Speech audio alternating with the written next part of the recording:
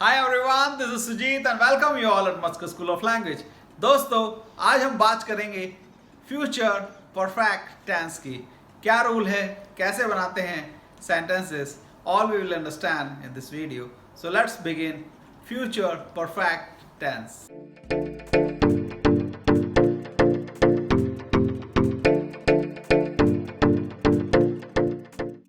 हिंदी वाक्यों के अंत में चुका होगा, चुकी होगी, चुके होंगे, दिया होगा, लिया होगा, इस तरीके शब्द आते हैं। फॉर एग्जाम्पल, मैं काम कर चुका होऊंगा, वह मूवी देख चुके होंगे, तुम घूमने जा चुके होगे, सीता अपना पाठ याद कर चुकी होगी।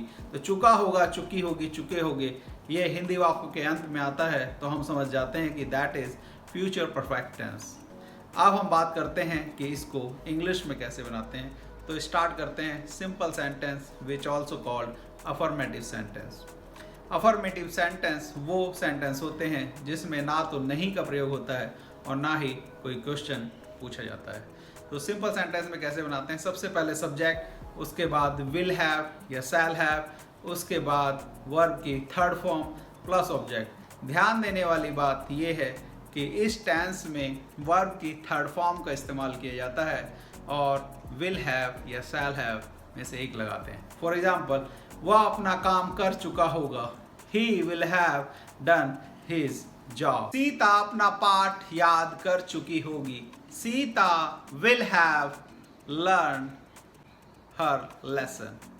तुम मूवी देखने जा चुके होगे, you will have gone to watch the movie. तो आपने देखा वर्ब की थर्ड फॉर्म विल हैव हमने लगाकर ये सेंटेंस बनाया। अब नेगेटिव सेंटेंस की बात करते हैं। नेगेटिव सेंटेंस में नॉट का इस्तेमाल होता है और नॉट, विल, नॉट, हैव लगाते हैं। तो विल लगाते हैं, फिर नॉट लगाते हैं, फिर हैव लगाते हैं और सेंटेंस सेम सिंपल सेंटेंस की तरह बनाते हैं। फॉर एग्जाम्पल, वह मूवी देखने नहीं गया होगा, He will not have gone to watch the movie. तुम अपना पाठ याद नहीं कर चुके होगे, You will not have learned lesson. तो आपने देखा कैसे मैंने नेगेटिव सेंटेंसेस को बनाया।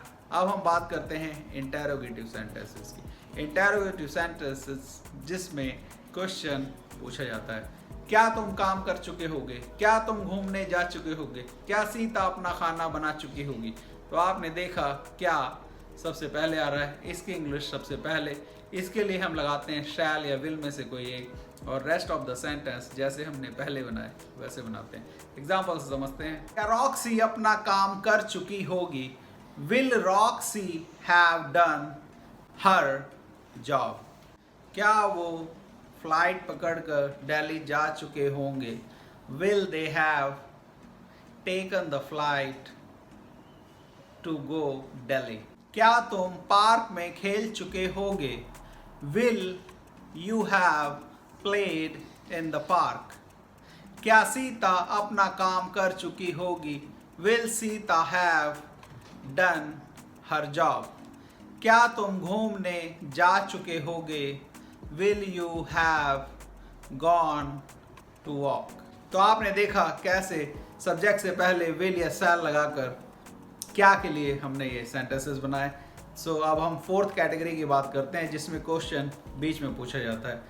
हमने एग्ज़ाम कहाँ पास किया होगा, तो यहाँ पर कहाँ की इंग्लिश सबसे पहले लगाएंगे, where will we have passed our exam। उन्होंने अपनी शादी कहाँ की होगी, Where will they have married या got married। उन्होंने अपना कंसर्ट कहाँ किया होगा, तो कहाँ की इंग्लिश सबसे पहले, Where will they have done their concert। तो आपने देखा ऑल फोर कैटेगरी में मैंने कैसे विल हैव प्लस वर्ब की थर्ड फॉर्म को यूज़ करके सेंटेंसेस बनाए और इस तरीके से फ्यूचर परफेक्ट टेंस कंप्लीट होता है। कोई भी आपकी क्वेरी है रिगार्डिंग द ग्रामर और English spoken, please comment below, I will answer all your question. Thank you so much, have a great day, bye bye, thank you.